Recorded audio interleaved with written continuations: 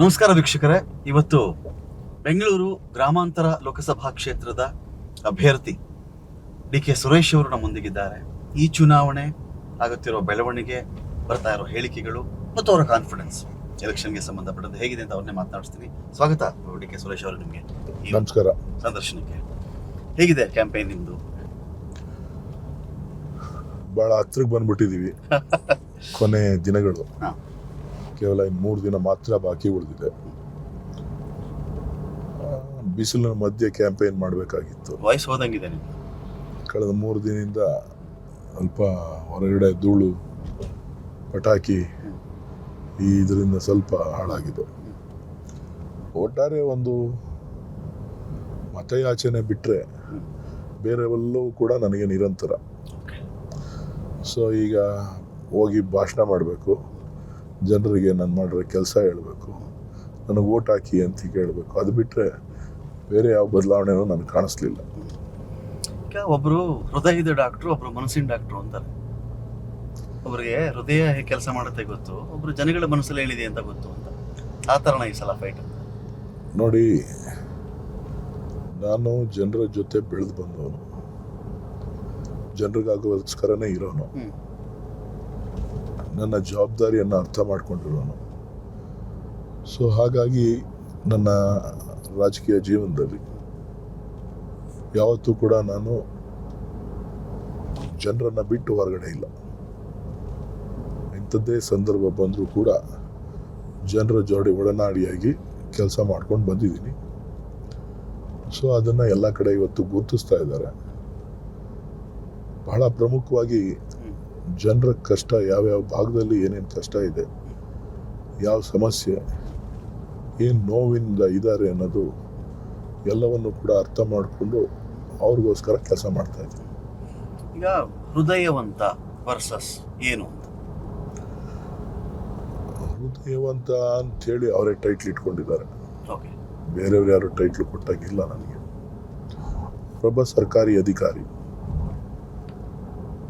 ಅಧಿಕಾರಿಯಾಗಿ ಆ ಸ್ಥಾನದಲ್ಲಿ ಕೂತ್ಕೊಂಡು ಆಡಳಿತಾಧಿಕಾರಿಯಾಗಿ ಕೆಲಸ ಮಾಡಿದ್ದಾರೆ. ಅಷ್ಟನ್ನ ಮಾತ್ರ ನಾನು ಬಲ್ಲೆ. ಉಳಿದಿದ್ದೆಲ್ಲನೂ ಕೂಡ ಅವರು ಬೇರೆ ರೀತಿ ತೊಗೊಂಡೋಗ್ತಾ ಇದ್ದಾರೆ. ಸಾಕಷ್ಟು ಜನ ಒಳ್ಳೊಳ್ಳೆ ಡಾಕ್ಟರ್ಸು ಆ ಆಸ್ಪತ್ರೆಯಲ್ಲಿ ಕೆಲಸ ಮಾಡಿದಂಥವ್ರು ಇದ್ದಾರೆ. ಅವರೆಲ್ಲ ನನ್ನನ್ನು ಭೇಟಿ ಮಾಡಿದರು. ಆದರೆ ಈ ಸಂದರ್ಭದಲ್ಲಿ ನಾನು ಮಾತನಾಡೋದಂತೂ ಅಪ್ರಸ್ತುತ ಆಗ್ತದೆ. ನಿಮಗೆ ಇರ್ತಕ್ಕಂಥ ವಿಧಾನಸಭಾ ಕ್ಷೇತ್ರಗಳ ವ್ಯಾಪ್ತಿ ಅಂತ ಬಂದಾಗ ಗ್ರಾಮೀಣ ಭಾಗದಲ್ಲಿ ಸುರೇಶ್ ಸ್ಕೋರ್ ಮಾಡ್ತಾರೆ, ಸಿಟಿ ಎಡ್ಜ್ಗಳು ಅಥವಾ ಸಿಟಿ ಭಾಗ ಬಂದಾಗ ಮಂಜುನಾಥ್ ಅವ್ರು ಸ್ಕೋರ್ ಮಾಡ್ತಾರೆ ಅಂತ. ನೋಡಿ, ನನ್ನ ಕ್ಷೇತ್ರ 3 ಭಾಗ. ಒಂದು ಗ್ರಾಮೀಣ ಪ್ರದೇಶ, ಒಂದು ಸಂಪೂರ್ಣ ನಗರ, ಇನ್ನೊಂದು ಸೆಮಿ ಅರ್ಬನ್. ಈ 3 ಭಾಗದಲ್ಲೂ ಕೂಡ ಡಿಫ್ರೆಂಟ್ ಜನಾಭಿಪ್ರಾಯ ಇದೆ. ನಾನು 3 ಚುನಾವಣೆಯನ್ನು ಎದುರಿಸಿದ್ದೇನೆ. ಅದರ ಜೊತೆಯಲ್ಲಿ 2 ವಿಧಾನಸಭಾ ಚುನಾವಣೆಗಳನ್ನು ಎದುರಿಸಿದ್ದೇನೆ ನಾನು MP ಆದಮೇಲೆ. ಸೊ ಬಹುಶಃ ಅವೆಲ್ಲವನ್ನು ಗಮನಿಸಿದಾಗ ಈ ಬಾರಿ ಕಾಂಗ್ರೆಸ್ ಪಕ್ಷಕ್ಕೆ ಮತ್ತು ನನ್ನ ಕೆಲಸ ಕಾರ್ಯಗಳಿಗೆ ಇರುವಂಥ ಮನ್ನಣೆ ಕಳೆದ 3 ಚುನಾವಣೆಗಳಲ್ಲಿ ನಾನು ನೋಡಿರಲಿಲ್ಲ. ಫಸ್ಟ್ ಚುನಾವಣೆ ನನ್ನ ಮೊದಲನೇ ಚುನಾವಣೆ. ಹಾಗೇನು ಯಾರು ನನ್ನ ಕೆಲಸ ಕಾರ್ಯಗಳ ಬಗ್ಗೆ ಹೇಳಲಿಕ್ಕೆ ಕಷ್ಟ ಇರ್ತಿತ್ತು. ಸೊ ಇವತ್ತು ನಾನು ಚುನಾವಣೆ ಮಾಡಿರುವಂಥ ಎಲ್ಲ ಚುನಾವಣೆಗಳಿಗಿಂತ ಉತ್ತಮವಾದಂಥ ಪ್ರತಿಕ್ರಿಯೆ ನಗರ ಪ್ರದೇಶಗಳಲ್ಲಿ, ಅರ್ಬನ್ ಏರಿಯಾಗಳಲ್ಲಿ ನಾನು ನೋಡ್ತಾ ಇದ್ದೇನೆ. ಸೊ ಅವರೆಲ್ಲರೂ ಕೂಡ ಈ ಬಾರಿ ಬೆಂಬಲಿಸ್ತೀವಿ ಅಂತಕ್ಕಂಥ ಭರವಸೆಯನ್ನು ನನಗೆ ಕೊಟ್ಟಿದ್ದಾರೆ. ನಾನು ಸಾಕಷ್ಟು ಕಡೆ ಭೇಟಿ ಮಾಡಿದ್ದೇನೆ. ಡಿ.ಕೆ. ಶಿವಕುಮಾರ್ ಅವರು ಭೇಟಿ ಮಾಡಿದ್ದಾರೆ. ನಮ್ಮ ಪಕ್ಷದ ಕಾರ್ಯಕರ್ತರುಗಳು ಕೂಡ ಎಲ್ಲ ವಿಚಾರಗಳನ್ನು ಅವರು ನನಗೆ ಹೋಗಿ ಬರುವಂಥ ಎಲ್ಲ ಕೆಲಸಗಳನ್ನು ಹೇಳ್ತಾ ಇರ್ತಾರೆ. ಏನೇನು ಪ್ರತಿದಿನ ಏನೇನು ನಡೆಯುತ್ತೆ ಅಂತೇಳಿ ನಮ್ಮ ಮುಖಂಡರೆಲ್ಲರೂ ಕೂಡ ಆಶಾಭಾವದಿಂದ ಇದ್ದಾರೆ. ನಿಮ್ಮ ಉದ್ದೇಶ ದೇವೇಗೌಡರು ಫ್ಯಾಮಿಲಿಯನ್ನು ಇಲ್ಲಿ ಮಣಿಸಬೇಕು ಅನ್ನೋದಾ, ನೀವು ಗೆಲ್ಲಬೇಕು ಅನ್ನೋದಾ, ಮೋದಿ ವಿರುದ್ಧದ ಹೋರಾಟನ ಯಾವುದು? ನೋಡ್ರಿ, ನಾನು ಬೇರೆಯವ್ರ ವಿಚಾರ ಮಾತಾಡ್ಕೊಂಬಂದಿಲ್ಲ. ಇದು ಚುನಾವಣೆ ಸ್ಪರ್ಧೆ. ಇಲ್ಲಿ ನಾನು ಗೆಲ್ಲಬೇಕು ಅನ್ನೋದೇ ನನಗೆ ಮುಖ್ಯ. ನನಗೆ ದೇವೇಗೌಡರ ಕುಟುಂಬನೂ ಮುಖ್ಯ ಅಲ್ಲ, ಮೋದಿ ವೇವು ನನಗೆ ಕಾಣಿಸ್ತಾ ಇಲ್ಲ. ಇಲ್ಲಿರೋದು ನನ್ನ ಅಭಿವೃದ್ಧಿ, ನನ್ನ ಕೆಲಸ, ನಮ್ಮ ಸರ್ಕಾರದ 5 ಗ್ಯಾರಂಟಿಗಳು, ನನ್ನ ಮುಂದಿನ ಭರವಸೆಗಳು, ನನ್ನ ಮುಂದಿನ ನಡೆ, ಇದ್ರ ಮೇಲೆ ನಾನು ಮತವನ್ನು ಕೇಳ್ತಾ ಇದ್ದೀನಿ ಹೊರತು ಬೇರೇನೂ ನನ್ನ ಮುಂದೆ ಇಲ್ಲ. ಈ ದೇಶದಲ್ಲಿ DK ಸುರೇಶ್ ಅವರು ಸ್ಟೇಟ್ಮೆಂಟನ್ನು ಕೊಟ್ಟ ಮೇಲೆ ಈ 15th ಫಿನಾನ್ಸ್ ಕಮಿಷನ್ ಏನು, 14th ಫಿನಾನ್ಸ್ ಕಮಿಷನ್ ಏನು, ಅದರ ಪೇಜ್ಗಳು ಹೇಗಿರ್ತವೆ, ಪ್ಯಾರಾಗ್ರಾಫ್ಗಳು ಹೇಗಿರ್ತವೆ, ಹಾರಿಜಾಂಟಲ್ ಟ್ಯಾಕ್ಸ್ ಡೆವಲ್ಯೂಷನ್ನು, ವರ್ಟಿಕಲ್ ಟ್ಯಾಕ್ಸ್ ಡೆವಲ್ಯೂಷನ್ ಬಗ್ಗೆ ಮೊಟ್ಟ ಮೊದಲ ಬಾರಿಗೆ ದೊಡ್ಡ ಮಟ್ಟದಲ್ಲಿ ಚರ್ಚೆ ಆಯಿತು ಅಂತ ತಮ್ಗನ್ಸುತ್ತಾ? ಖಂಡಿತ ಇದು ಬಹುಶಃ ಅನೇಕ ಜನರನ್ನು ಎದ್ದೇಳಿಸುವಂಥ ಕೆಲಸ ಆಗಿದೆ. ಇವತ್ತು ಕೂಡ ನಾನು ಚುನಾವಣಾ ವಿಚಾರವಾಗಿ ಈ ವಿಚಾರವನ್ನು ಎಲ್ಲ ಕಡೆ ಪ್ರಸ್ತಾಪವನ್ನು ಮಾಡ್ತಾ ಇದ್ದೇನೆ. ಪ್ರಮುಖವಾಗಿ ಕಾರಣ ಏನು ಅಂತ ಹೇಳಿದ್ರೆ, ಇವತ್ತು 14th ಫೈನಾನ್ಸ್ ಕಮಿಷನ್ ಬಗ್ಗೆ BJP ಅವರು ಮಾತಾಡ್ತಾರೆ, 15th ಫೈನಾನ್ಸ್ ಕಮಿಷನ್ ಬಗ್ಗೆ ಮಾತಾಡ್ತೀವಿ. ಆದರೆ ಮುಂದಿನ ಭವಿಷ್ಯ 16th ಫೈನಾನ್ಸ್ ಕಮಿಷನ್ ಇದೆ. ಮುಂದಿನ ಭವಿಷ್ಯವನ್ನು ನಾವು ಗಮನದಲ್ಲಿಟ್ಕೊಂಡು ನಾವು ಕರ್ನಾಟಕದ ದಕ್ಷಿಣ ಭಾರತದ ರಕ್ಷಣೆಯನ್ನು ನಾವು ಮಾಡಿಕೊಳ್ಳಿಲ್ಲ ಅಂತ ಅಂದರೆ ಬಹುಶಃ ನಾವು ನಮ್ಮ ಅಭಿವೃದ್ಧಿಯನ್ನು ನಾವೇ ನಮ್ಮ ಕೈಯಾರ ಕಗ್ಗೊಲೆ ಮಾಡ್ದಂಗೆ ಆಗುತ್ತೆ. ಅಭಿವೃದ್ಧಿ ಅನ್ನೋದನ್ನು ಕಾಣೋದಕ್ಕೆ ಕಷ್ಟ ಆಗುತ್ತೆ. ಸ್ಟೇಟ್ಮೆಂಟ್ ಕೊಟ್ರಿ, ನೀವು ಭಯ ಪಟ್ಬಿಟ್ರೆ ಆಮೇಲೆ DK ಸುರೇಶ್ ಅವರೇ, ಇದೇನೋ ದೇಶ ವಿಭಜನೆಗೆ ತಿರುಗಿಸ್ಬಿಟ್ರಿ, ಇದನ್ನ ಡಿವೈಡ್ ಮಾಡ್ತಾ ಇದ್ದಾರಂತೆ. ದಕ್ಷಿಣ ಭಾರತ, ಉತ್ತರ ಭಾರತ, ಒಂದು ರಾಜ್ಯ ಅಭಿವೃದ್ಧಿ ಆಗಿರುತ್ತೆ, ಒಂದು ರಾಜ್ಯ ಅಭಿವೃದ್ಧಿ ಆಗಿಲ್ಲ, ಅಭಿವೃದ್ಧಿ ಆಗಿರೋ ರಾಜ್ಯದಿಂದ ಅಭಿವೃದ್ಧಿ ಆಗದೇ ರಾಜ್ಯಕ್ಕೆ ಕೊಟ್ಬಿಟ್ರೆ ಏನಪ್ಪ ಸಮಸ್ಯೆ? ಇದಕ್ಕೆ ಆಯಾಮಗಳು ಕ್ರಿಯೇಟ್ ಆಯಿತು ಬೇರೆ ಬೇರೆ. ನೋಡಿ, ನಾನು ಸ್ಟೇಟ್ಮೆಂಟ್ ಕೊಟ್ಟಾದ್ಮೇಲೆ ಮತ್ತೆ ನನ್ನ ಮಾಧ್ಯಮದವ್ರು ಕೇಳಿದ್ರು, ರಿಪೀಟೆಡ್ಲಿ ಕೇಳಿದ್ರು, ನಿಮ್ಮ ಹೇಳಿಕೆ ಸರಿಯಾಗಿ ಗಮನಿಸಿ, ನೀವು ಹೇಳ್ತಾ ಇರೋದು ಬೇರೆ ಥರ ಹೋಗುತ್ತೆ ಇದು ಅಂತ. ನಾನು ಹೇಳಲಿಲ್ಲ. ನನ್ನ ಹೇಳಿಕೆ ಸ್ಪಷ್ಟವಾಗಿದೆ. ನನ್ನ ಮನದಾಳದ ಮಾತನ್ನು ನಾನು ಹೇಳಿದ್ದೇನೆ. ಇವತ್ತು ನಮಗಾಗಿರುವಂಥ ಅನ್ಯಾಯವನ್ನು ನಾನು ರಾಷ್ಟ್ರದ ಜನರ ಗಮನಕ್ಕೆ ತಂದಿದ್ದೇನೆ. ಅದರಲ್ಲೂ ಕರ್ನಾಟಕಕ್ಕಾಗುವಂಥದ್ದು ಅಂತ ಹೇಳಿ ನಾನು ಸ್ಪಷ್ಟಪಡಿಸಿದ್ದೇನೆ. ಇದರಲ್ಲಿ ನಾನು ತಪ್ಪು ಹೇಳಿಕೆ ಕೊಡುವಂಥ ಪ್ರಶ್ನೆ ಇಲ್ಲ. ಕಾರಣ ಏನು ಅಂತ ಅಂದರೆ, ನಮ್ಮ ತೆರಿಗೆಗೆ ನಮಗೂ ಕೂಡ ಹಕ್ಕಿದೆ. ನಮ್ಮ ರಾಜ್ಯದ ಪಾಲು ಬಹಳಷ್ಟಿದೆ. ರಾಜ್ಯ ಸಂಕಷ್ಟವನ್ನು ಎದುರಿಸ್ತಾ ಇದೆ. ದಾರಿ ತಪ್ಪಿಸುವಂಥ ವಿಚಾರ ಇಲ್ಲಿಲ್ಲ. ಇದು ಸ್ಪಷ್ಟವಾದ ಮಾತುಗಳು. ನಮ್ಮ ಅಭಿವೃದ್ಧಿಗೆ ನಮ್ಮ ಹಣ ಬೇಕಾಗ್ತದೆ. ಅದರಲ್ಲೂ ಸಿಲಿಕಾನ್ ಸಿಟಿ ಅಂತ ಬೆಂಗಳೂರು ಕಳೆದ 10 ವರ್ಷಗಳಿಂದ ಭಾರತೀಯ ಜನತಾ ಪಕ್ಷದ ಸರ್ಕಾರ ಈ ದೇಶದಲ್ಲಿ ಆಡಳಿತ ನಡೆಸುವಂಥ ಸಂದರ್ಭದಲ್ಲಿ ಯಾವುದೇ ಒಂದು ಗುರುತಿನ ಒಂದು ಕಾರ್ಯಕ್ರಮವನ್ನು ಕೊಡಲಿಲ್ಲ. ಪ್ರಧಾನಮಂತ್ರಿಗಳಿಗೆ ಇಲ್ಲಿ ನೀರಿಲ್ಲ, ಟ್ಯಾಂಕರ್ ಸಿಟಿ ಆಗಿದೆ ಅಂತ ಗೊತ್ತು. ಒಂದು ಪಾಪ ಭಾಷಣ ಮಾಡೋಗಿದ್ದಾರೆ. ಕುಡಿಯೋ ನೀರಿನ ಸಮಸ್ಯೆ ಇದೆ ಅಂತ ಹೇಳಿ ಬೆಂಗಳೂರಿನಲ್ಲಿ 10 ವರ್ಷದಿಂದ ಅವ್ರಿಗೆ ಗೊತ್ತಿಲ್ವಾ? ನೀವು ನಿರ್ವಹಣೆ ಮಾಡ್ತಿಲ್ಲ ಅದನ್ನ ಸರಿಯಾಗಿ. ನಾನು ಹೇಳ್ತಾ ಇದ್ದೀನಿ ಕೇಳಿ. 10 ವರ್ಷದಿಂದ ಅವ್ರಿಗೆ ಗೊತ್ತಿಲ್ವಾ? 10 ವರ್ಷದಿಂದ ಅವ್ರಿಗೆ ಗೊತ್ತಿದ್ದವರು ನಮ್ಮ ಮೇಕೆದಾಟು ಯೋಜನೆಗೆ ಯಾಕೆ ಅವ್ರ ಅನುಮತಿ ಕೊಡಲಿಲ್ಲ? ಆಯಿತು, ನಾವು ಇವತ್ತು ಅಧಿಕಾರಕ್ಕೆ ಬಂದು 8-9 ತಿಂಗಳಾಗಿದೆ. ಸರಿ, ನಮ್ಗೆ ಅನುಮತಿ ಕೊಡೋದು ಬೇಡ, ರಾಜಕೀಯ. ಅವ್ರದ್ದೇ ಡಬಲ್ ಇಂಜಿನ್ ಸರ್ಕಾರ, ಅವ್ರಿಗೆ ಹೆಸರು ಬರಬೇಕು. ಕರ್ನಾಟಕಕ್ಕೆ, ಬೆಂಗಳೂರಿಗೆ ನೀರಿನ ಅವಶ್ಯಕತೆಗೆ ಇದು ವ್ಯಾಪಕವಾಗಿ ಮೊದಲಿಂದನೂ ಚರ್ಚೆ ಆಗ್ತಾ ಇದೆಯಲ್ಲ. ನಮ್ಮಲ್ಲಿರ್ತಕ್ಕಂಥದ್ದು 18 TMC ನೀರನ್ನು ನಾವು ಬಳಸ್ಕೋತಾ ಇದ್ದೀವಿ. ಬೆಂಗಳೂರಿಗೆ ಇನ್ನೂ ಒಂದು 18-20 TMC ನೀರು, ಹೆಚ್ಚು ನೀರು ಬೇಕು. ಭವಿಷ್ಯದ ದಿನಗಳಲ್ಲಿ ಬೆಂಗಳೂರು ಬೆಳಿಬೇಕು ಅಂತ ಅಂದರೆ ಉತ್ತರ ಬೆಂಗಳೂರು ಬೆಳಿಬೇಕು, ಸಬರ್ಬನ್ ಏರಿಯಾಸ್ಗೆಲ್ಲ ನೀರು ಕೊಡಬೇಕು ಅಂತ ಅಂದರೆ ನಾವು ಏನಾದರೂ ಮಾಡಿ ನೀರನ್ನು ತರಲೇಬೇಕು ಅಂತ ಗೊತ್ತಿದೆಯಲ್ಲ. ಯಾಕೆ ಪ್ರಧಾನಮಂತ್ರಿಗಳು ಒಂದೇ ಒಂದು ಸಭೆಯನ್ನು ಮಾಡಿ ಬೆಂಗಳೂರನ್ನ ಆರ್ಥಿಕವಾಗಿ ಈ ದೇಶಕ್ಕೆ ಶಕ್ತಿ ಕೊಡುವಂಥ ಒಂದು ಪ್ರದೇಶ ಏನಿದೆ, ಒಂದು ನಗರ ಏನಿದೆ, ಅದಕ್ಕೆ ಚ್ಯುತಿ ಬರದಿರೋ ರೀತಿ ಅವ್ರು ನೋಡ್ಕೋಬೇಕಲ್ಲ. ಅವರೆಲ್ಲಿ ಅದ್ರ ಬಗ್ಗೆ ಮಾತಾಡಲಿಲ್ಲ. ಹೆಸರು ಮಾತ್ರ ಕಟ್ಟೋಗಿದ್ದಾರೆ. ಟ್ಯಾಂಕರ್ ಏನೋ ಹೇಳ್ಬಿಟ್ಟೋಗಿದ್ದಾರೆ, ಟ್ಯಾಂಕರ್ ಮಾಫಿಯಾನ ಟ್ಯಾಂಕರ್ ಸಿಟಿ ಅಂತಲೇ ಏನೋ ಹೇಳ್ಬಿಟ್ಟೋಗಿದ್ದಾರೆ. ಗಾರ್ಬೇಜ್ ಸಮಸ್ಯೆ ಬಂತು ಅವ್ರದೇ ಅವಧಿನಲ್ಲಿ. ಆವಾಗಲೂ ಪರಿಹಾರ ಕೊಡುವಂಥದ್ದಕ್ಕೆ ಅದಕ್ಕೆ ಸಲಹೆ ಸೂಚನೆಗಳನ್ನು ಕೊಟ್ಟು ಅದಕ್ಕೆ ಬೇಕಾದಂಥ ಹಣಕಾಸಿನ ನೆರವನ್ನು, ಆರ್ಥಿಕ ನೆರವನ್ನು ಕೇಂದ್ರ ಸರ್ಕಾರ ಕೂಡ ಶೇರ್ ಮಾಡೋದಕ್ಕೆ ಅವಕಾಶ ಇದೆ. ಉತ್ತರ ಪ್ರದೇಶಕ್ಕೆ ಕೊಡ್ತಾರೆ, ಗುಜರಾತ್ಗೆ ಕೊಡ್ತಾರೆ, ಕರ್ನಾಟಕಕ್ಕೆ ಏನು ಕೊಟ್ಟಿದ್ದಾರೆ? ಉದ್ಯೋಗಗಳ ಸೃಷ್ಟಿ.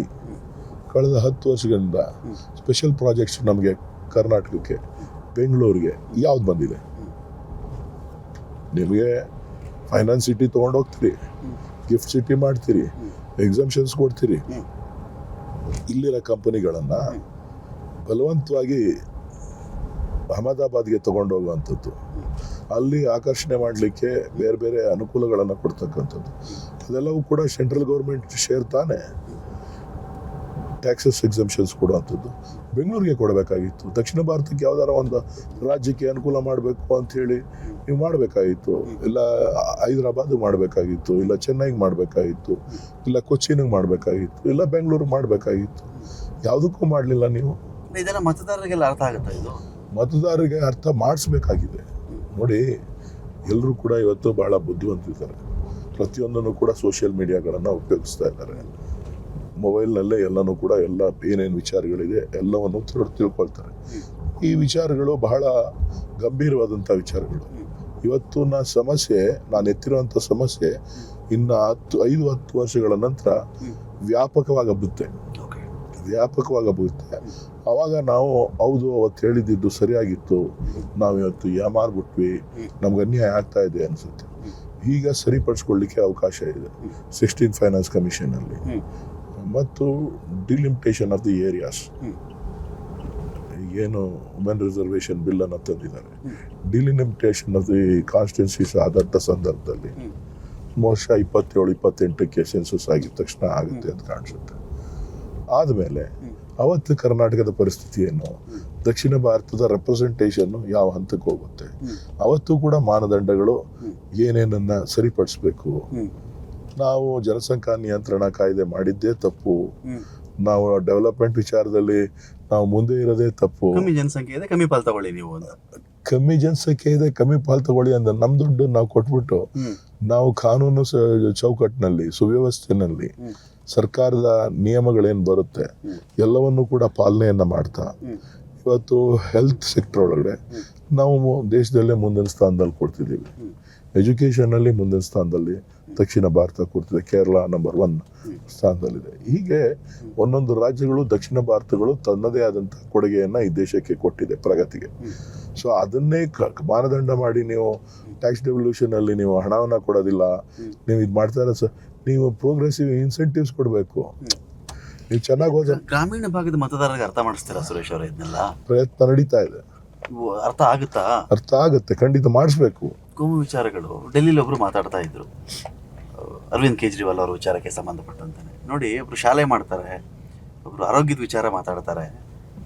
ಇಂಥ ವ್ಯಕ್ತಿ ನಾವೇನಾದರೂ ಆರಿಸ್ತಾ ಇದ್ರೆ, ಇದೇ ಹಿಂದೂ ಇದೇ ಮುಸ್ಲಿಂ ಅಂತ ಮಾತಾಡ್ಕೊಂಡಿದ್ರೆ, ನಾಳೆ ದಿನ ಒಳ್ಳೆ ಕೆಲಸ ಮಾಡಿದವರು ಕೂಡ ಇಷ್ಟೆಲ್ಲ ಮಾಡೋದ್ರ ಬದಲು ಹಿಂದೂ ಮುಸ್ಲಿಂ ಅಂತ ಮಾತಾಡ್ಕೊಂಡು ರಾಜಕಾರಣ ಮಾಡೋದು ಈಸಿ ಅಲ್ವಾ ಅಂತ ಅಂದ್ಕೊಂಡ್ಬಿಡ್ತಾರೆ. ಇಂಥವ್ರು ಕೈ ಬಿಡಬಾರ್ದು ನಾವು ಅಂತ ಒಬ್ಬ ಮತದಾರ ಹೇಳ್ತಾ ಇದ್ರು, ಸೀನಿಯರ್ ಪರ್ಸನ್ ಹೇಳ್ತಿದ್ರು. ಅದೇ ಪರಿಸ್ಥಿತಿನ, ಅದೇ ವಿಚಾರವನ್ನೇ ನಾನು ಕೂಡ ಪ್ರಸ್ತಾವ ಮಾಡ್ತಾ ಇರ್ತಕ್ಕಂಥದ್ದು. ಕಾರಣ ಏನು ಅಂತ ಅಂದರೆ, ಕಳೆದ 10 ವರ್ಷಗಳ ಅವಧಿ ಕಡಿಮೆ ಅವಧಿ ಅಲ್ಲ ಪ್ರಧಾನಮಂತ್ರಿಗಳಿಗೆ. ಒಂದು ದಶಕದಲ್ಲಿ ಅವರು ಮೊನ್ನೆ ಬೆಂಗಳೂರಿಗೆ ಬಂದಿದ್ರು. ಅವ್ರು ಬೆಂಗಳೂರಿನಲ್ಲಿ ಅಭಿವೃದ್ಧಿಗೆ 4 ಜನ ಅಭ್ಯರ್ಥಿಗಳಿಗೆ ಮತಯಾಚನೆ ಮಾಡಿದ್ದಾರೆ. ಮತಯಾಚನೆ ಮಾಡುವಂಥ ಸಂದರ್ಭದಲ್ಲಿ ಬೆಂಗಳೂರಿನ ಅಭಿವೃದ್ಧಿ ಬಗ್ಗೆ ಒಂದೇ ಒಂದು ಮಾತನ್ನ ಹೇಳಲಿಲ್ಲ. ಕರ್ನಾಟಕದ ಅಭಿವೃದ್ಧಿಗೆ, ಬೆಂಗಳೂರಿನ ಅಭಿವೃದ್ಧಿಗೆ ಎಷ್ಟು ಒತ್ತಾಸೆಯನ್ನು ಕೊಟ್ಟಿದ್ದೀನಿ. ಈಗ ವಾಜಪೇಯಿ ಅವರನ್ನ ನೆನೆಸ್ಕೊಳ್ತಾರೆ. ಬೆಂಗಳೂರಿನಲ್ಲಿ ಇಂಟರ್ನ್ಯಾಷನಲ್ ಏರ್ಪೋರ್ಟು ಅಪ್ರೂವ್ ಮಾಡಿಕೊಟ್ರು, ಜೊತೆಗೆ ಇದನ್ನ ಮೆಟ್ರೋಗೆ ಬೇಕಾದಂಥ ಎಲ್ಲ ಅನುಮೋದನೆಗಳನ್ನು ಕೊಟ್ಟರು. ನಂತರ ಮನಮೋಹನ್ ಸಿಂಗ್ ಬಂದ ಮೇಲೆ ಕೆಂಪೇಗೌಡ ಸ್ಟ್ಯಾಚ್ಯೂ ಉದ್ಘಾಟನೆ ಮಾಡಿದ್ರಪ್ಪ. ಸ್ಟ್ಯಾಚ್ಯೂಗಳು ಸಾಂಕೇತಿಕ ಸಿಂಬಲ್, ಅದಲ್ಲ. ಜನರಿಗೆ ಬೇಕಾಗಿರ್ತಕ್ಕಂಥದ್ದು ಉದ್ಯೋಗ ಮತ್ತು ಜೀವನ, ಅಭಿವೃದ್ಧಿ, ಇದು ಬಹಳ ಮುಖ್ಯವಾಗಿರ್ತಕ್ಕಂಥದ್ದು. ನಿಮ್ಗೆ ಆಶ್ಚರ್ಯ ಆಗ್ಬೋದು, ಬೆಂಗಳೂರಿನ ಅಭಿವೃದ್ಧಿಗೆ ಕಳೆದ 10 ವರ್ಷಗಳಲ್ಲಿ 4,000 ಕೋಟಿ ರೂಪಾಯಿ ಕೊಟ್ಟಿದ್ದಾರೆ. 24 ಲಕ್ಷ ಕೋಟಿ ಎತ್ಕೊಂಡೋಗಿ 10 ವರ್ಷದಲ್ಲಿ.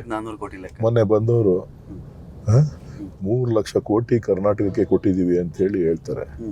3 ಲಕ್ಷ ಕೋಟಿ ಕೊಟ್ಟಿದ್ದೀವಿ ಅಂತ ಹೇಳೋರು ಎಷ್ಟು ಎತ್ಕೊಂಡು ಹೋಗಿದ್ದೀವಿ, ವಾಪಸ್ಸು ತೊಗೊಂಡು ಹೋಗಿದ್ದೀವಿ, ಇಲ್ಲಿಂದ ಕರ್ನಾಟಕದ ಜನ ಎಷ್ಟು ಕೊಟ್ಟಿದ್ದಾರೆ ಅಂತ ಹೇಳಿಲ್ಲ, ತೆರಿಗೆ ಎಷ್ಟು ಕಟ್ಟಿದ್ದಾರೆ ಅಂತೇಳಿ. 3 ಲಕ್ಷ ಕೋಟಿ ಕೊಟ್ಟಿದ್ದೀವಿ ಅಂತ ಹೇಳಿದ್ರೆ ಜನ ಏನು ಅನ್ಕೋಬೇಕು ಅಂದರೆ 3 ಲಕ್ಷ ಕೋಟಿ ಕೊಟ್ಟಿದ್ದಾರಂತೆ. 24 ಲಕ್ಷ ಕೋಟಿ ಎತ್ಕೊಂಡು ಹೋಗಿದ್ದೀರಾ ಕನ್ನಡ ತೆರಿಗೆದಾರರ ಹಣವನ್ನು, ಅದ್ರ ಬಗ್ಗೆ ನೀವು ಮಾತೇ ಆಡಲಿಲ್ವಲ್ಲ. ಸೊ ಈ ವಿಚಾರಗಳು ಭಾಳ ಪ್ರಸ್ತುತವಾಗಿದೆ. ಜೊತೆಗೆ ನಮಗೆ ಒಂದು ಉತ್ತಮವಾದಂಥ ಅಭಿವೃದ್ಧಿಯನ್ನು ಮಾಡಲಿಕ್ಕೆ ನಮಗೆ ಯಾವುದೇ ವಿಧವಾದಂಥ ಯೋಜನೆಗಳನ್ನು ಕೇಂದ್ರ ಸರ್ಕಾರ ಕೊಟ್ಟಿಲ್ಲ. ನರೇಟಿವ್ ಇದೆಯಲ್ಲ ಡಿ ಕೆ ಸುರೇಶ್ ಅವರೇ, ನರೇಟಿವ್ ರಾಷ್ಟ್ರೀಯತೆ, ದೇಶ ಪ್ರೇಮ, ಮೋದಿ ಇದ್ದರೆ ಎಲ್ಲವೂ ಸಾಧ್ಯ, ಮೋದಿ ಕಿ ಗ್ಯಾರಂಟಿ, ಈ ನರೇಟಿವ್ನ ಫೇಸ್ ಮಾಡೋದು ಹೇಗೆ ನೀವು? ನೋಡ್ರಿ, ನರೇಟಿವು ಈ ದೇಶ ಪ್ರೇಮ ಅಂದ್ರೆ ಯಾವ ಥರ ನೀವು ವ್ಯಾಖ್ಯಾನ ಮಾಡೋದು ಹೇಗದು? ಮೋದಿ ಅವ್ರನ್ನ ಪ್ರೀತಿಸಿದ್ರೆ ದೇಶ ಪ್ರೇಮ, ಬಿಜೆಪಿ ಇಷ್ಟಪಟ್ಟರೆ ದೇಶ ಪ್ರೇಮ. ಇದು ಏನಾಗಿದೆ ಅಂದರೆ, ಮೋದಿ ಬಿಜೆಪಿ ಇದ್ರೆ ಮಾತ್ರ ದೇಶದ ಮೋದಿ ಬಗ್ಗೆ ಮಾತಾಡಿದ್ರೆ, ಮೋದಿನ ನೀವು ಬೆಂಬಲಿಸಿದ್ರೆ ನೀವು ದೇಶ ಪ್ರೇಮಿಗಳು, ನೀವು ಕೆಂಪು ಕೇಸರಿ ಶಾಲ್ ಹಾಕೊಂಡ್ರೆ ನೀವು ಹಿಂದೂಗಳು, ಇಲ್ಲ ಅಂತಂದರೆ ನೀವು ಹಿಂದೂಗಳಲ್ಲ. ಇವತ್ತು ಉತ್ತರ ಭಾರತಕ್ಕೂ ದಕ್ಷಿಣ ಭಾರತಕ್ಕೂ ಬಹಳಷ್ಟು ವ್ಯತ್ಯಾಸಗಳಿದೆ. ರಾಜರ ಮಹಾರಾಜರ ಕಾಲದಿಂದನೂ ಕೂಡ ನಾವು ದೇವಸ್ಥಾನ, ಕೆರೆ, ಕಟ್ಟೆ, ಅಭಿವೃದ್ಧಿ, ಆಡಳಿತ, ಇದ್ರ ಬಗ್ಗೆ ಗಮನ ಕೊಟ್ಟು ಅವತ್ತಿಂದನೂ ಅದನ್ನು ನಡ್ಸ್ಕೊಂಡು ಬಂದಿದ್ದೇವೆ. ದೇವಸ್ಥಾನಗಳು, ನಮ್ಮ ಪುರಾತನವಾದಂಥ ದೇವಸ್ಥಾನಗಳು ಇವತ್ತಿಗೂ ಕೂಡ ಸಾವಿರಾರು ವರ್ಷಗಳ ಇತಿಹಾಸ ಇರ್ತಕ್ಕಂಥದ್ದು. ನಮ್ಮ ಸಂಸ್ಕೃತಿ ಮೊದಲಿಂದನೂ ನಮ್ಮ ಜೊತೆಲೇ ಬಂದ್ಬಿಟ್ಟಿದೆ. ಅಲ್ಲಿಗೂ ನಮಗೂ ಇವತ್ತು ಕೂಡ ಪ್ರತಿನಿತ್ಯ ಇಲ್ಲ ಅಂತ ಅಂದ್ರೂ ಒಂದೊಂದು ವರ್ಷದಲ್ಲಿ ಒಂದು 200-300 ದೇವಸ್ಥಾನಗಳನ್ನು ಒಂದೊಂದು ತಾಲೂಕಲ್ಲಿ ಹೊಸದಾಗಿ ನಿರ್ಮಾಣ ಮಾಡ್ತಾರೆ. ಆದರೆ ಅವ್ರು ಯಾರು ಹಿಂದೂಗಳಲ್ವಾ? ಕೇಸರಿ ಹಾಕೊಂಡು ರಾಮ ಮಂದಿರದ ರಾಮನ ಹೆಸರು ಹೇಳಿದ್ರೆ ಮಾತ್ರ ಹಿಂದೂಗಳು ಅನ್ನೋದಾದ್ರೆ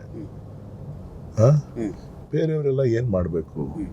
ಅವ್ರಿಗೆ ಇರ್ತಕ್ಕಂಥದ್ದು ಒಂದು ನಂಬಿಕೆ. ಒಬ್ಬ ಮಾರಮ್ಮ ಅಂತ ಹೇಳ್ತಾರೆ, ಒಬ್ಬ ಕಬ್ಬಾಳಮ್ಮ ಅಂತಾರೆ, ಒಬ್ಬ ತಿರುಪತಿ ವೆಂಕಟೇಶ್ವರ ಸ್ವಾಮಿ ಅಂತಾರೆ, ಧರ್ಮಸ್ಥಳದ ಮಂಜುನಾಥ ಅಂತಾರೆ, ಇನ್ನೊಬ್ರು ಕೆಂಕೇರಿ ಅಂತಾರೆ, ಇನ್ನೊಬ್ರು ಕೆಂಕರಮ್ಮ ಅಂತಾರೆ, ಇನ್ನೊಬ್ರು ಚಾಮುಂಡಿ ಅಂತಾರೆ.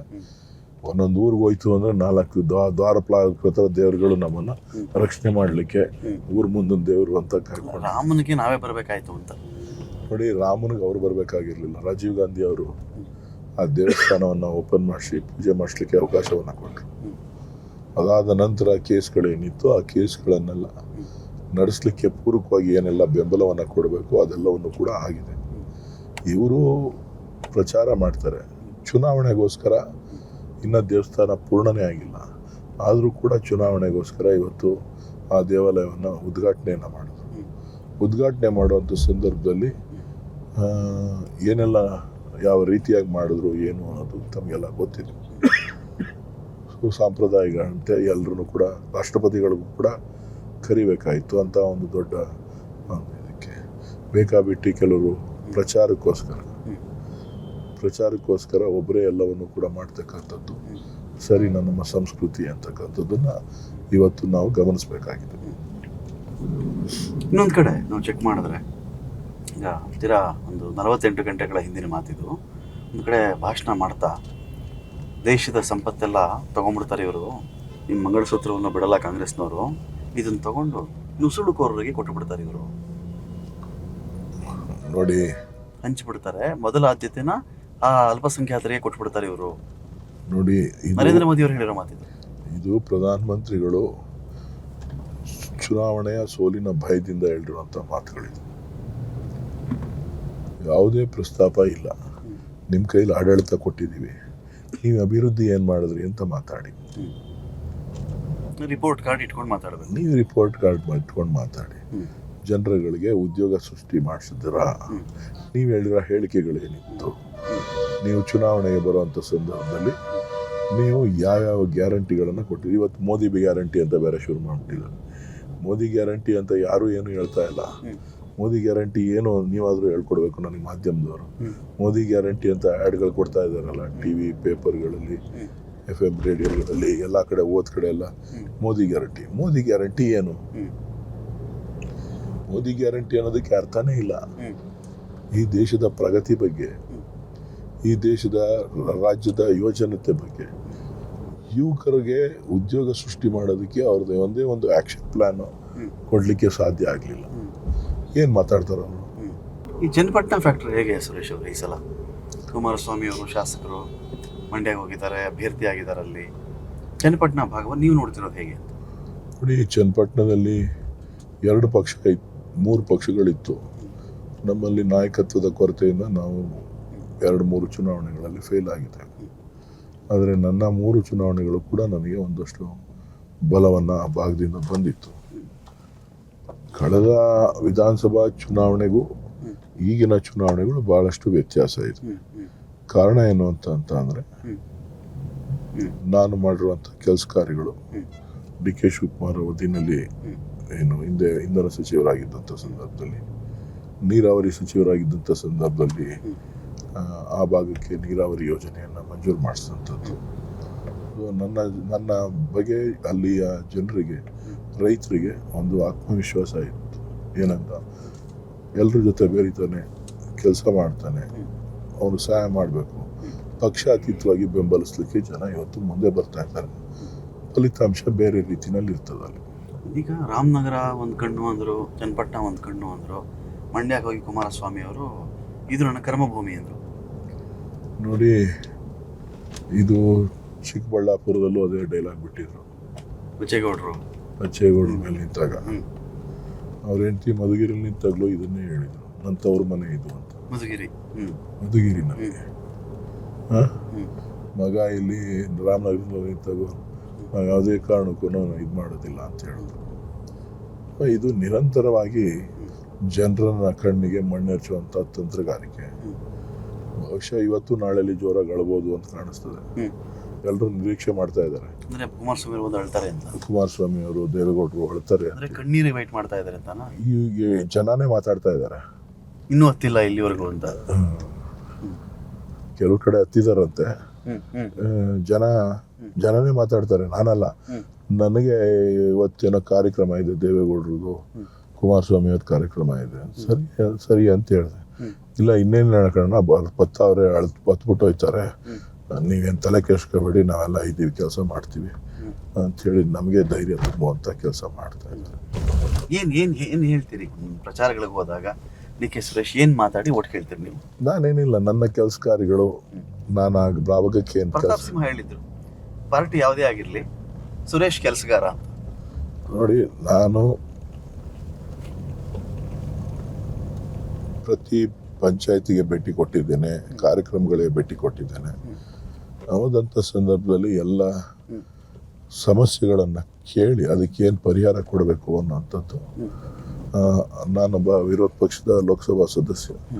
ನನಗೆ ಆ ಭಾಗದಲ್ಲಿ ಹೆಚ್ಚಿನ ಬೆಂಬಲ ಸಿಗದೇ ಇದ್ರು ಕೇಂದ್ರದಲ್ಲಿ, ನಾನು ರಾಜ್ಯ ಸರ್ಕಾರ ಮತ್ತು ಏನು ವ್ಯವಸ್ಥೆ ಇದೆ, ಏನು ಕಾರ್ಯಕ್ರಮಗಳಿದೆ, ಕೇಂದ್ರ ಸರ್ಕಾರದ ಕಾರ್ಯಕ್ರಮಗಳಿರ್ಬೋದು, ರಾಜ್ಯ ಸರ್ಕಾರದ ಕಾರ್ಯಕ್ರಮಗಳು, ಅದೆಲ್ಲವನ್ನೂ ಕೂಡ ನಾನು ಅವ್ರಿಗೆಲ್ರಿಗೂ ಕೂಡ ಎಲ್ಲ ರೀತಿಯಲ್ಲೂ ಅನುಕೂಲ ಆಗೋ ರೀತಿಯಲ್ಲಿ,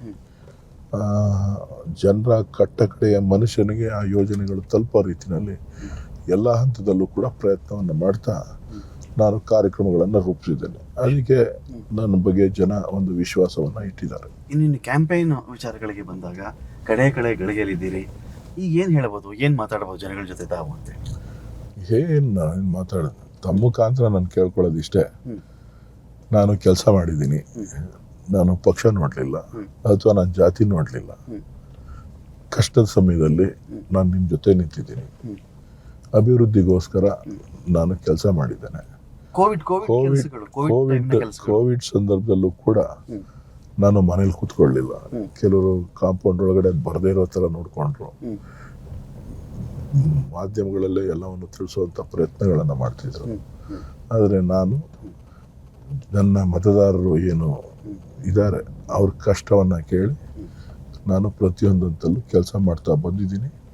ಆ ಒಂದು ನಿಟ್ಟಿನಲ್ಲಿ ನನಗೆ ತಾವು ಆಶೀರ್ವಾದವನ್ನು ಮತ್ತೊಮ್ಮೆ ಮಾಡಿ ಅಂತೇಳಿ ನಾನು ಕೇಳ್ತಾ ಇದ್ದೀನಿ. ಇದು ನೀವು ನನ್ನ ಕೆಲಸಕ್ಕೆ ಕೊಡ್ತಕ್ಕಂಥ ಕೂಲಿ ಅನ್ನುವಂಥ ವಿಚಾರವನ್ನು ತಿಳಿಸಿದ್ದೀನಿ. ಥ್ಯಾಂಕ್ ಯು ಸುರೇಶ್ ಅವರೇ. ಇಷ್ಟೊತ್ತು ನಿಮ್ಮ ಚುನಾವಣಾ ವಿಚಾರಗಳು, ನಿಮ್ಮ ಆಸೆ, ರಾಜ್ಯಕ್ಕೆ ನೀವು ಮಾಡಬೇಕು ಅಂತ ಹೊರಟಿರ್ತಕ್ಕಂಥ ಕೆಲಸಗಳ ಬಗ್ಗೆ ಸಾಕಷ್ಟು ಮಾತಾಡಿದ್ದೀರಿ. Thank you.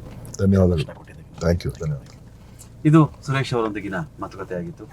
ಸಾಕಷ್ಟು ವಿಷಯಗಳಿದೆ. ಬೆಂಗಳೂರು ಗ್ರಾಮಾಂತರ ಇಡೀ ಭಾರತ ಲೋಕಸಭಾ ಕ್ಷೇತ್ರಗಳ ವಿಚಾರದಲ್ಲಿ ಕನ್ಸಿಡರ್ ಮಾಡಿದಾಗ ತುಂಬ ಕುತೂಹಲ ಇರ್ತಕ್ಕಂಥ ಕ್ಷೇತ್ರಗಳಲ್ಲಿ ಬೆಂಗಳೂರು ಕೂಡ ಅಷ್ಟೇ ಇಂಪಾರ್ಟೆಂಟ್ ಆಗಿರುತ್ತೆ.